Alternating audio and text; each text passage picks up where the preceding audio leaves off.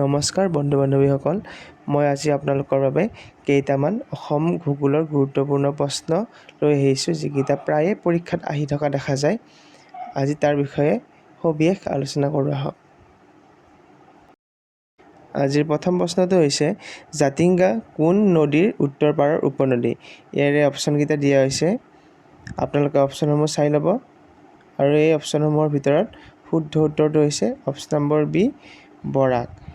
বৰাক নৈৰ উত্তৰ পাৰৰ উপনৈসমূহ দেখুওৱা হৈছে, আপোনালোকে লিখি ল'ব। আৰু দক্ষিণ পাৰৰ উপনৈসমূহো দেখুওৱা হৈছে, আপোনালোকে লিখি ল'ব। ইয়াৰে পৰা সঘনাই প্ৰশ্ন আহি থকা দেখা যায় পৰীক্ষাত। যিকোনো পৰীক্ষাতে হওক, অসমৰ কম্পিটিটিভ এক্সামত ইয়াৰ পৰা যিকোনো এটা কুৱেশ্যন অহা দেখাই যায় ব্ৰহ্মপুত্ৰ আৰু বৰাক নৈৰ উপনৈসমূহৰ পৰা।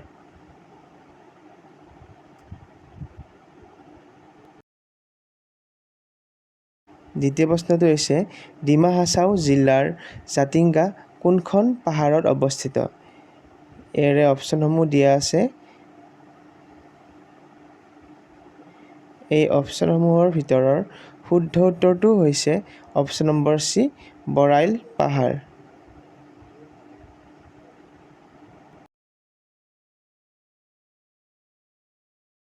তিনি নম্বৰ প্ৰশ্নটো হৈছে, ব্ৰহ্মপুত্ৰ আৰু বৰাক উপত্যকাক কিহে পৃথক কৰিছে? ইয়াৰ অপশ্যনসমূহ দিয়া আছে, আপোনালোকে অপশ্যনসমূহ চাই ল'ব। আৰু এই অপশ্যনসমূহৰ ভিতৰত শুদ্ধ উত্তৰটো হৈছে অপশ্যন নম্বৰ বি, বৰাইল পাহাৰ।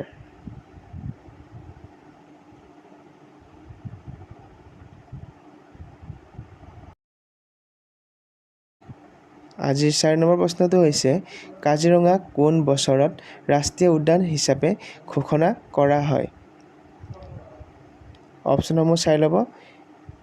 এই অপশ্যনসমূহৰ ভিতৰত শুদ্ধ উত্তৰটো হৈছে অপশ্যন নম্বৰ এ, 1974।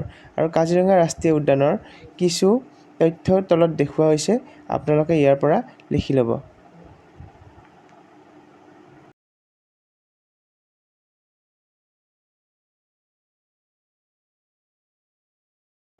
পাঁচ নম্বৰ প্ৰশ্নটো হৈছে, মানস ৰাষ্ট্ৰীয় উদ্যানক আনুষ্ঠানিকভাৱে কেতিয়া ৰাষ্ট্ৰীয় উদ্যান হিচাপে ঘোষণা কৰা হৈছিলে? এই অপশ্যনসমূহৰ ভিতৰত শুদ্ধ উত্তৰটো হৈছে অপশ্যন নম্বৰ চি, 1990। এই মানস ৰাষ্ট্ৰীয় উদ্যানৰ কিছু সবিশেষ তথ্য দেখুওৱা হৈছে, আপোনালোকে এইবোৰ লিখি ল'ব।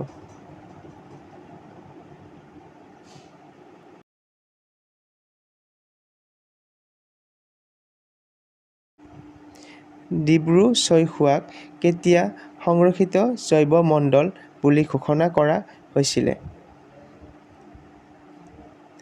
এই অপশ্যনসমূহৰ ভিতৰৰ শুদ্ধ অপশ্যনটো হৈছে অপশ্যন নম্বৰ চি, 1997।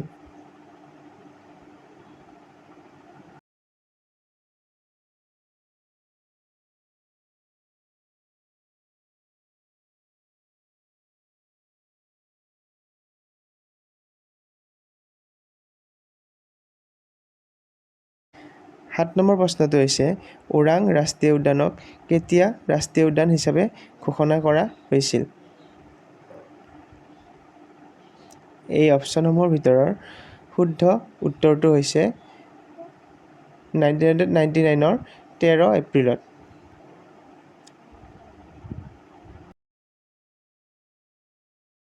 আঠ নম্বৰ প্ৰশ্নটো হৈছে, ব্ৰহ্মপুত্ৰ আৰু বৰাক সমভূমিৰ ওপৰত পোৱা মাটি কেনেকুৱা?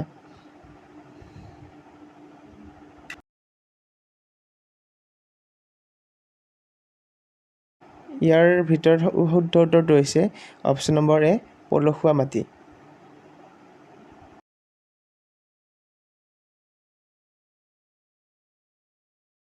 আজিৰ শেষৰ প্ৰশ্নটো হৈছে, অসমত চূণশিলৰ মুখ্য সংৰক্ষণ ক'ত আছে?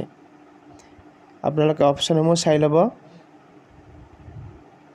আৰু এই অপশ্যনসমূহৰ ভিতৰত শুদ্ধ উত্তৰটো হৈছে option number B, Karbi Anglong আৰু ডিমা হাছাও।